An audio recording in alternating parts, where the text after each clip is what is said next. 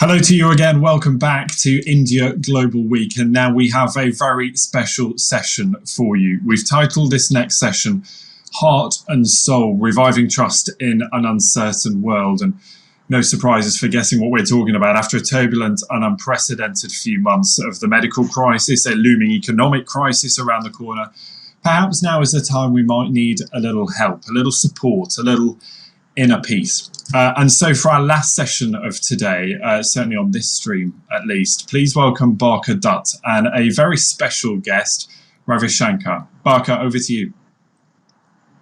Thank you so much, and good evening, good afternoon, depending on where you are in the world, maybe good morning. It is a pleasure to be hosting this session for the fantastic India Global Week that has really seen a stellar lineup of guests. But as always, we've been saving the best for the very last. And I'm here today to talk about the idea of trust.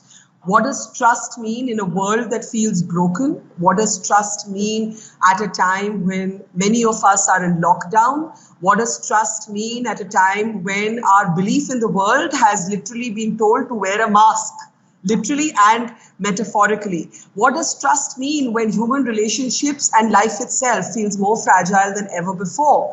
What does trust mean when the very idea of certainty, of what you can believe in, of everything that you held dear and thought you were sure of feels shaken? And do you turn to spirituality today? Does it really offer solace? To take us through some of these questions is not just somebody who is regarded and followed as a spiritual guru, but is in fact a man of many parts. I've known him for many, many years, and he has worn all kinds of hats. He's a global humanitarian, he's a peacenik, he's a conflict resolution, dialogue creator, and of course, for millions of people, he is their beloved Gurudev. It is a pleasure to welcome Sri Sri Ji to the program. Gurudev, namaskar, and what a pleasure to be talking to you. I know the world is watching. Let me start by asking you a trick question, because you know I always have one trick question. I'm living up to my reputation. And what or who do you trust completely? Is there anything or anyone that you, Gurudev, trusts completely? Trust is just the quality of our consciousness. When we feel normal, when we feel natural, when we feel connected. So I feel connected with this whole universe and that one divine power by which everything works. And if you have trust in that one thing, that's it. You don't need to worry about trust in other things. But you've answered in general terms. Tell us something personal about yourself. Has your trust ever been shaken? I don't think so. I don't remember any event where I felt, oh, my trust is broken or I was so shaky. But I have seen this happening in people. I have seen this, but I have personally have not had an experience of that sort. Challenges come, but the thread of trust somewhere deep inside continues. I have faced many challenges in life, in our work that I go around in the world, but trust has never broken. Yeah. Do you trust yourself more than you trust other people? Would you advise people who follow you, who really take your guidance in life, to trust your own voice more than you trust that of others? To understand trust, Barkha, we must know what doubt is all about. We should know our doubt. See, our doubt is always about something that's positive. Have you noticed? If someone asks you, are you happy? You say, well, I'm not sure. But we never say this when it comes to depression. Nobody says, well, I'm not so sure if I'm depressed or not, right? We doubt the honesty of a person. We never doubt the dishonesty of a person. So we doubt love. If someone tells you, oh, I love you so much, you ask them, really? You go, But if someone says, I hate you, we never say, really? No, we take it for granted, the negative things, and we doubt all that is positive in life. And naturally, people start doubting their self, and the bigger self, the higher self, and then doubt in the goodness of people around them. So if you understand the doubt, then you get into a platform where there is a string of trust that's so solid within you, like steel, that carries you along all the time. So tell me, why or how should we trust China ever again? Well, trust does not mean being naive. You have to be prepared. You have to be prepared for all eventuality. At the same time, if you have no trust in the humanness or humanity at all, no conversation can happen, no dialogue can happen, no diplomacy can happen. This is what I'm saying. So we must be prepared, and trust does not mean going from a weak point.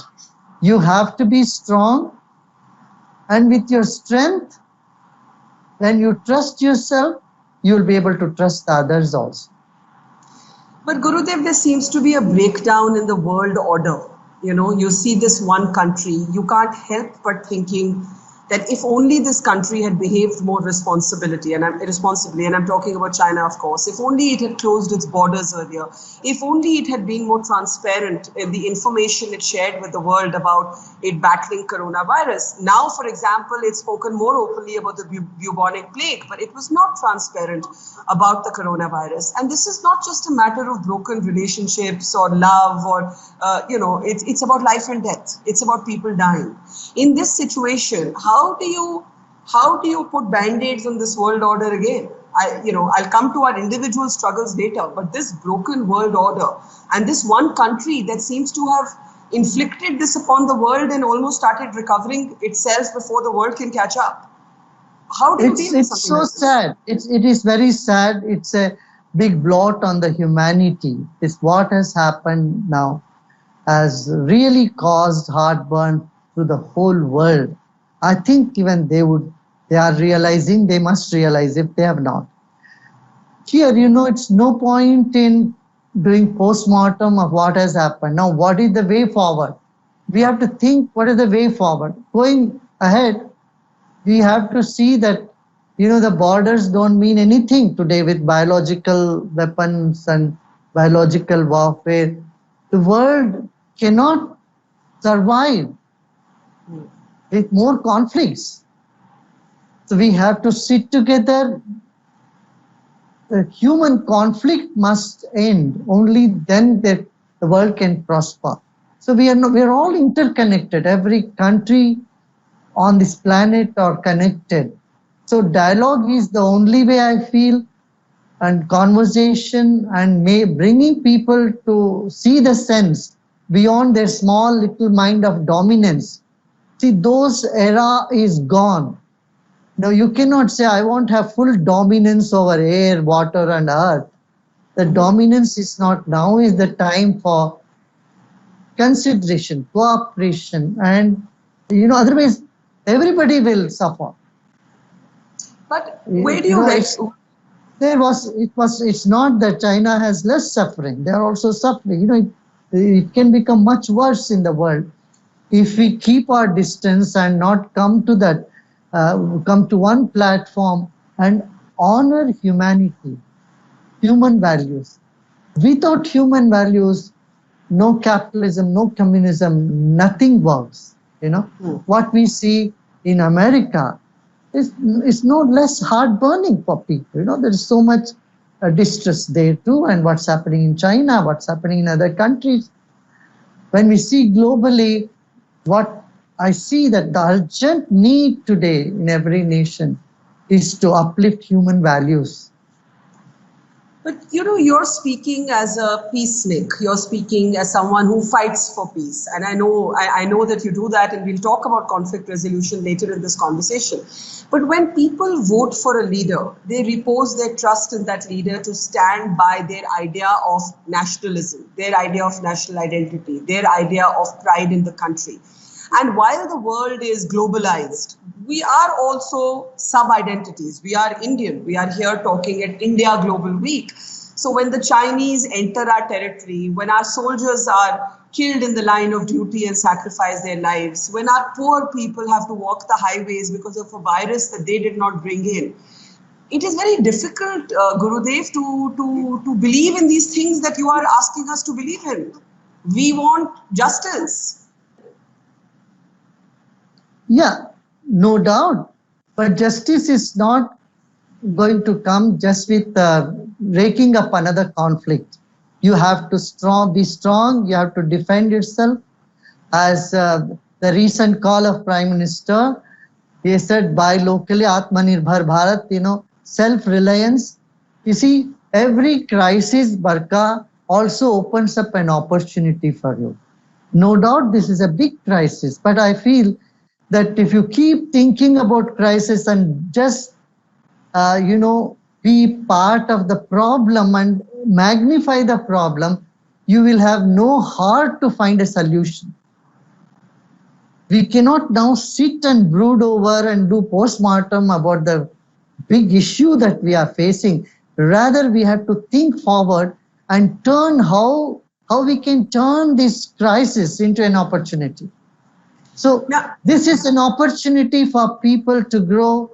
See, for example, 2 months back, I told our IT volunteers, why don't you start social media platform which has all the data right here in India. They made a super app, Elements, which got in the very first day 1.8 million hits. So our youth are capable. They have all this capacity to enhance their skill. This corona lockdown, I have always advocated, well, this is a situation which poses you to ponder about enhancing your skills. So you can improve your skills and take this crisis as an opportunity. And this is the way forward, I think, because see, today in every country, many of these big powers, they're all nuclear powers. And if we go for tit for tat attitude, eye for eye, tooth for tooth, and you will see everybody will become blind. Will become even worse and worse. So we all need to be strong, and which India is really, everybody now has realized India is quite strong. And we have to keep thinking forward to resolve the conflicts as far as possible. Yeah. But let's talk about technology. I know that, as you mentioned, you have been working on this homegrown social media platform well before India actually banned TikTok and 58 other Chinese apps. Firstly, what do you think of TikTok? Do you trust TikTok? See, I was never on TikTok, but people have sent me some nice little videos. Little videos or funny videos about that. They're nice, it's, technology is really the language of today. You cannot go back from technology. But thing is, every country should preserve its own data.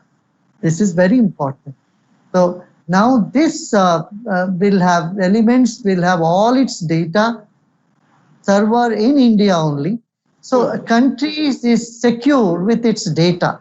Data security is utmost important for any country's freedom. I feel that. Otherwise, you have seen what was happening in America elsewhere with Facebook and other, when data were given or sold or stolen. It also impacts politics and social fabric of a country very badly. Yeah. So, what is technology's purpose for you? Because in some ways, it seems that technology is something that has consumed us all. And it has consumed us all so completely that actually trust becomes a very abstract notion, because most of the time you're actually conversing with people you do not know. There are now online relationships, there's online dating, there's online shadis, there are now, and this online world is dominating us more than ever before in the age of the lockdown. So what is technology for you, and how many hours do you personally spend online? See, the purpose of technology, I feel, is to bring comfort to people and keep them connected. There are two things. And the world has moved that direction. There is no going back on this. Technology not only brings comfort, it brings information to people. And see, now, because of this coronavirus, our university, Sri University, we're the first university in the world to start e-courses. All courses are now on e-learning, and exams have also happened. So it's for comfort and convenience of people. So we must use it. At the same time, we need to take care the bad impact of technology that can have on young people and also on our own DNA, our own nervous system, central nervous system. So if you are watching it too long, it does affect your nervous system very badly. So people must take some time to meditate. I'm coming to my point. So meditation, when you take mind inward and relax, it helps you to rejuvenate your own system. Then you can again, engage yourself in technology. Please tell me, in this crazy world right now, why should we trust the idea of serenity? Why should we trust the idea of meditation? Why should we trust the idea of spirituality? And why should we, let me be provocative here, why should we trust the idea of God? Because nothing is making sense. There is nothing right now in the universe makes sense, at least to me. Does it make sense to you? Yeah. At least you trust yourself when you say, I don't trust anything else. That's true. Well caught. So if you trust yourself, everything else is just an expansion of you. Then you are safe. If you say, I don't trust anything, even the word that I say, I don't trust myself, that means you need to see a psychiatrist. So you are getting into a, sort of, it's a trauma within you, and it is a psychological disorder. Trust is natural to human being or any animal. It trusts itself. And then when you see everything else is part of you, and your trust expands. Well, whether you believe in a God, you trust a God or not, is up to you. It's your own choice. But to say I don't trust anything in the world, then you cannot live. You cannot exist, I tell you. You will be paranoid. This is what I call as paranoia.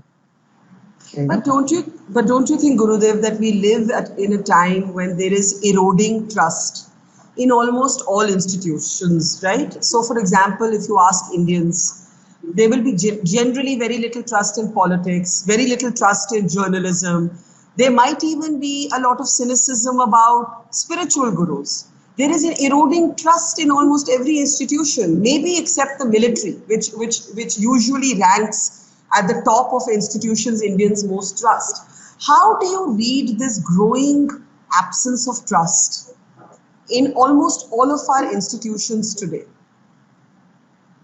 Yeah, this is a very valid point, that the lack of trust has been triggered off by certain events. Without event, trust cannot be, lack of trust cannot happen. Yes. So suppose a doctor steals kidneys. Suddenly people have fear and they are scared to go to a doctor because one doctor has stolen kidney. But fortunately in our world, there is a lot of goodness. In this time of COVID-19, there are people who are coming out and helping each other. And there are the doctors, there are healthcare professionals, there are policemen who, daring their life, threat to their life, they have been on the street helping. when we started for daily wage workers, feeding daily wage workers, tremendous response came. 8 crore meals we have, people we have given the meals throughout the country. This cannot happen if there is no trust in the goodness in society. Basically, there is a lot of goodness. Yeah, here and there we find examples where people's trust are broken. But I tell you, they are very small and minuscule. If we base our life on all these periodic incidences, then we will suffer. We will suffer. See, if you say that I cannot, by going in the road, there will be accident, no doubt. But if you don't go on the road at all, if you don't drive at all, then you are getting into paranoia. So I again and again emphasize to people, don't get into paranoia. Wake up and see there is a lot of goodness in people. And similarly, trust in a bigger power which is running this whole planet, which is a summum bonum of the whole planet. You call God, you call a consciousness, a higher self, whatever name. That gives you a lot of strength to face challenges in life. I agree with you that in the last 3-4 months, we have seen a lot of goodness. Personally, traveling, I have seen so many selfless people, including people who Gurudev, as you know, are performing the last rites at graveyards and crematoriums for complete strangers when they have been abandoned by their own families. But I want to ask you about the migrant workers, the daily wagers whom you've been helping. I have walked on India's highways with many of them. They left their cities. Their employers stopped paying them wages. They were looking at near starvation.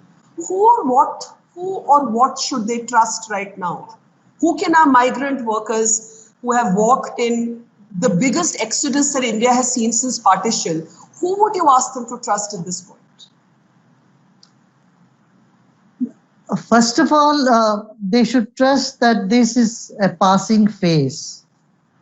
Things all will be well. Number one. Second is, the situation is not going to be like this forever. And there is enough humanity. There are people who are helping them. There are people who are coming and giving the food to them. And then trains and buses were given to them. See what happens when a few people create this, okay, there is fear. And so you all go back to your home. The negative draws faster than anything positive. This I have seen. Even in the Colombia peace agreement, when the voting was done, the negative people, even Britain also, people who are against something or negative, they become super active. Okay, what is needed here is people who are with positive mindset. They have to be more active. They have to talk to people and help them out, either convince them to stay back or help them when they have to reach their homes. You cannot leave people like that on the streets. And I think after the initial few days, a lot of measures have been taken by the government as well as people, the common people like you and me, came out in help and helped all those people, migrant workers. So again, I'm saying, a flood comes, there is a disaster, there is a hurricane, or there is an earthquake. In all these situations, what I have seen in India and elsewhere in the world, people are very resilient and they are compassionate. They are ready to help each other. If you have this trust that there are good people in society who will come to my help, then you will save your mind. By saving your mind, you will be free from the paranoia, otherwise, which would take over your whole life. Yeah. Now, I want you to talk a little bit about your ability to keep trust in conflict resolution. Whether it is Venezuela, where you spent a lot of time last year, or whether it is Jammu and Kashmir. And I don't know how many people know this, but I know because I have followed your work in Kashmir quite closely. You have been working for peace in these areas. Now, Gurudev, a BJP worker has been shot by terrorists as we speak in the last 24 hours in Kashmir. As someone who works there on conflict resolution, on building trust, on bridging the gap, on trying to minimize mistrust, how do you create trust in such an environment?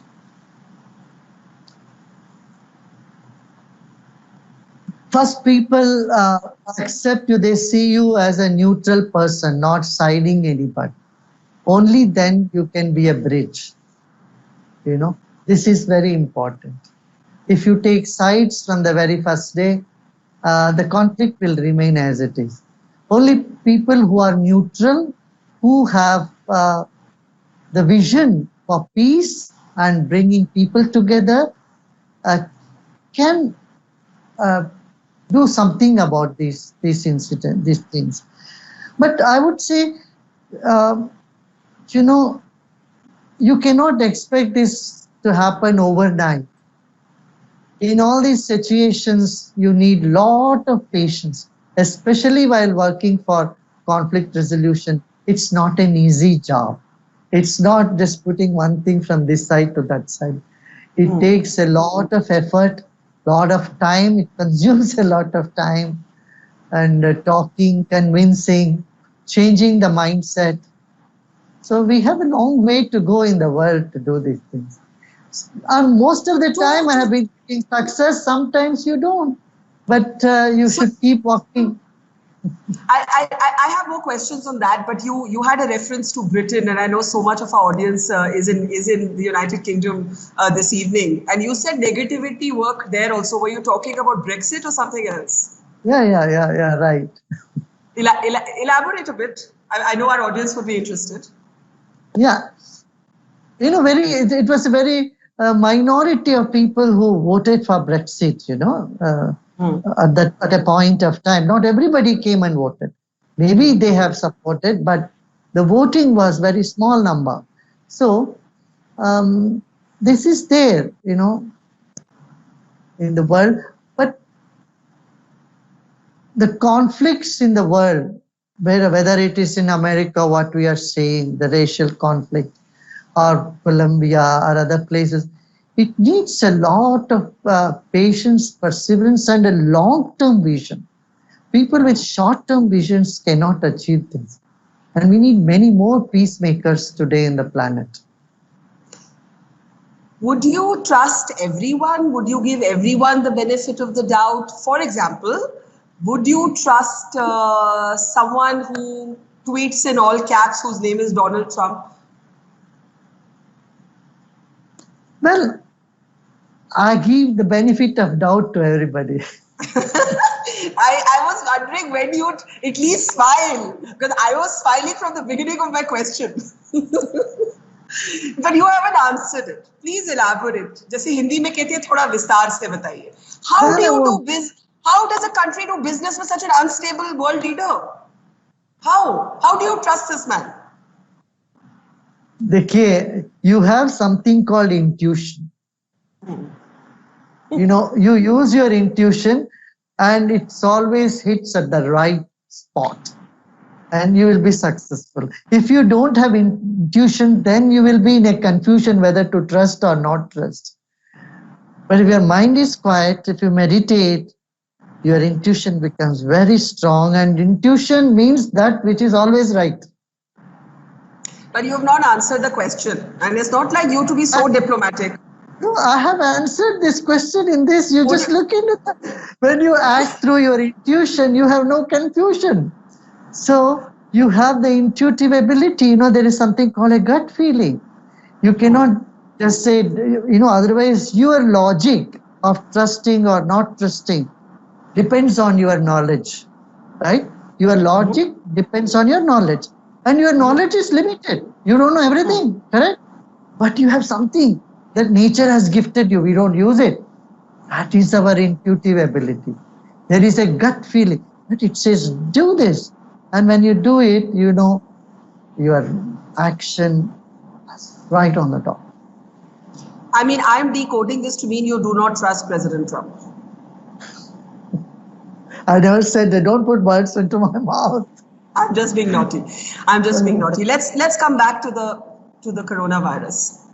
Would you say at this moment, the thing we should trust above all is science, is medicine, is to allow it time to find some sort of either a vaccine or a solution, a drug that works. Because while, we can build up our immunity, while we can keep our mind strong, in the end, we have been reminded about the value of science, rationalism in our lives. Yes, we have to be rational in our thinking. At the same time, sometimes there is something which is beyond our logical thinking that works. That is our gut feeling. Again, I am coming to that thing. Doctors know this is the normal procedure, but sometime when they listen to their gut feeling, they do something out of the box. See, whenever you think out of the box, it is beyond the logic. So this is the time we need to think out of the box. We have to look into various other ways by which we can conquer this. For example, in Tamil Nadu, you see, though the coronavirus is rising, so they found out this Kudineer, Kabasur Kudineer, Siddha medicine something, and they started giving to patients. They started feeling better. Now research has began about Kabasur Kudineer. Like that, there are herbal medicines, Ayurveda, our Ayush department is also looking into it. And many Ayurvedic experts are working on how we can, improve our immune system. And does Ayurveda has a cure for corona? This is also another question that's floating around. So this is a time that we need to look into not just only vaccine, but also all other alternative ways of medicine. But who do you believe? Because, for example, there are people who say homeopathy works. There are people who say Ayurveda works. There are people who say nothing works so far. You have to have evidence. You have to go rational. You have to have evidence. You have to have proper research done on all this. Without research, you cannot just take everything back. And nor anybody should sell it or propagate it without proper research. I'm taking that what Baba Ramdev did recently, you don't agree with. No, everything has to go through, a process. A process. If it goes through the process, then it's fine. Yeah. No, the reason I'm asking you this is because, people who have a mass following have a very big responsibility right now. As you said, you can't go into the market and just say this product will cure coronavirus, right? Which is what almost happened with the product that he was about to market till the government intervened. The government intervened and said you can take this for immunity, but you can't take this as a cure for the virus. Yes. Yes, many times you see, as from Indian perspective, we are so enthusiastic to help people out very quickly. So when people are suffering, we say, okay, take this immunity, it will better you, it make you better. So this type of push, this has been there in the Indian villages from long time. Though we have not been, only recently we have done a systematic study of Ayurveda and getting it into the modern, scientific temper. But normally, our ancient culture is that, jo bhi jadi booty milta hai, usko sevan kar lo. See, every Indian is a doctor by himself. Everybody gives some ideas and suggestions. But that's not always smart. That's not always advisable, right? Yeah. Okay, we do have questions from the audience, but I'm going to come back to where I started. Because, when I listen to you, you seem serene about everything from China to coronavirus. Is there no vulnerability, moment of weakness, moment of anger, moment of mistrust in you? I mean, none, kabhi bhi nahi, 2 minute ke liye bhi nahi. मुझे लगता है ये सब किसी और जन्म में मैंने सब करके आ गए. We have lived many lives. we know, but I think I've done it all long time back.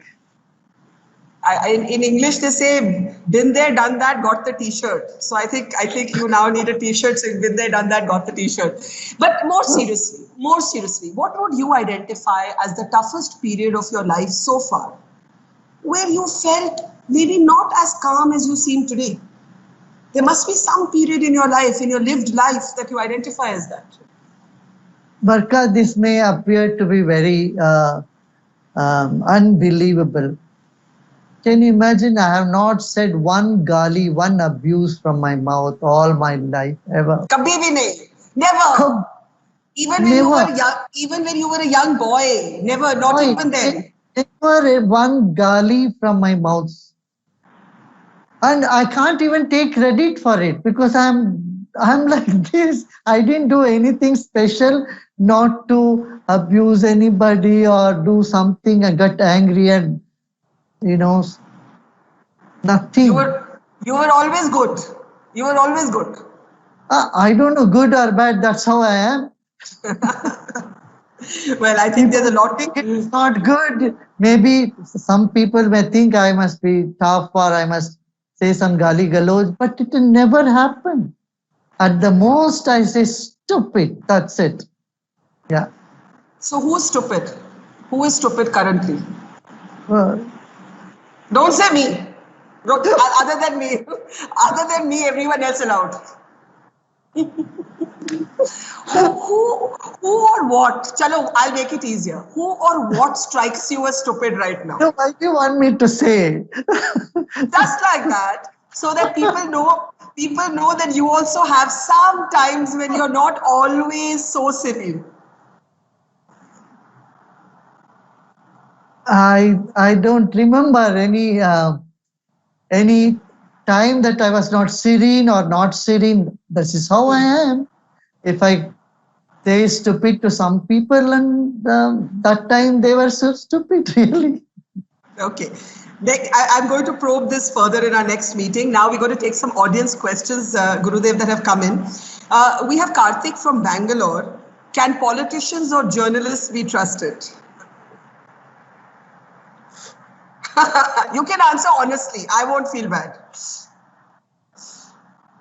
See, don't put everybody in the same basket, in the same category. There are all different type of people.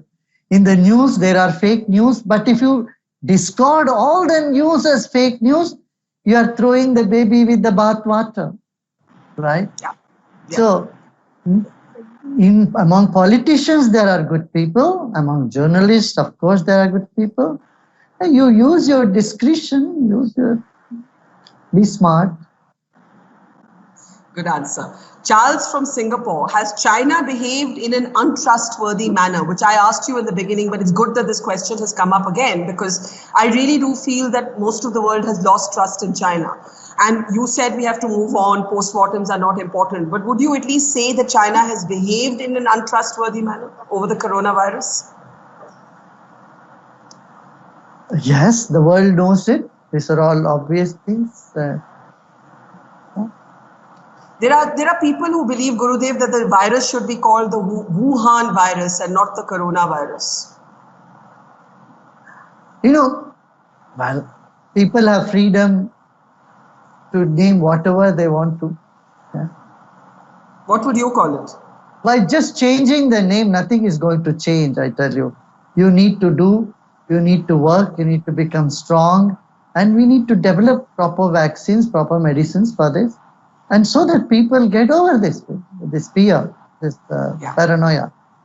Yeah. Sam from USA asks if trust is a quantifiable concept. Can you actually quantify trust? It's your inner feeling, how you feel about, to act in any situation. And do you trust your own senses? First of all, find out, do you trust what you see as true, or there is something beyond what you see as truth? You see sun setting and sun rising. Your eyes say that. Your perception is different. But what you know by your intellect is much different. Sun neither sets nor rises. So there is another level of understanding within you. That is where trust comes. Jigna Shah from Kenya has a question. Once trust is broken between individuals, can it be repaired quickly, or should time be allowed to provide a healing process? And the same question would apply to broken trust between nations. Both. It can be gotten over if both understand each other and they educate each other and come to an understanding. Time is not a factor, but time definitely is a big healer in all the situations. A final audience question is Jaspreet from the UK. Are spiritual or religious people to be trusted more than other people? Well, again I'm telling you, you can't generalize these questions. You listen to your own gut feeling. Do you trust yourself first? And then you trust that only good things will happen to you. Do you have that trust? If you have that trust, then you have no problem. But if you have self-doubt, then you will project the doubt on the others as well. Then you can't trust anybody. Just imagine you in that position. Suppose you walk into a store and the lady in the store is doubting you whether you are a thief. Do you like it? Do you like to be viewed as someone who you are not? No. You expect everybody to understand you. Why don't you understand everyone? Even if someone has stolen something, if someone is a thief, well, if you go into their psyche, understand why they have stolen, you will find that they are not bad people. A circumstance has made them behave that way, So I can tell you many such examples, Then, we hear one day here in our own ashram, a lady was caught stealing things. And then police took her and she was a pregnant lady. And the police said, we don't have place to keep her. Will you keep her back in the ashram? I said, okay, yes. So we brought her back and we gave her, talked to her, what is that need? She has some needs. Her husband was a drunkard, not giving her money. So we gave her what she wanted and said, okay, go, don't do this again. So, when you have understanding, I'm just giving you, this is simple example. When you probe into the crime or people who are behaving not normal, you find they are victims. They are victims. They have some problem. Either they don't have understanding or they are not elevated. My question was just going to be that while you kindly helped that pregnant woman, would you trust her? Would you have trusted her again? Of course, we would be, because I trust that people change. They are not the same. Somebody must have been bad yesterday. You don't have to think they'll be bad today, tomorrow, and day after for all their life. Okay. With good understanding, transformation, people change, And I always trust that people change in their life and change for better. I do have to close. I'll end with one final question to you. Which, you say you trust everybody. Who do you, of all the institutions around you, which do you least trust? Barka, I never have any prejudice. If you say I don't have trust, that means you are seeing something with prejudice, I tell you.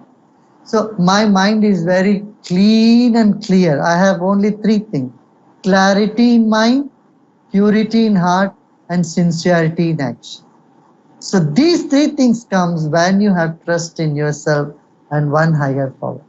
Rest is all immaterial.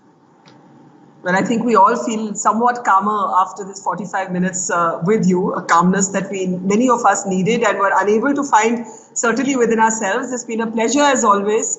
Gurudev Sri Ravi Shankar, thank you so much. Pleasure talking to you. I know so many people following this conversation across the world, signing off from now, and it's back to you in London. Thank you very much.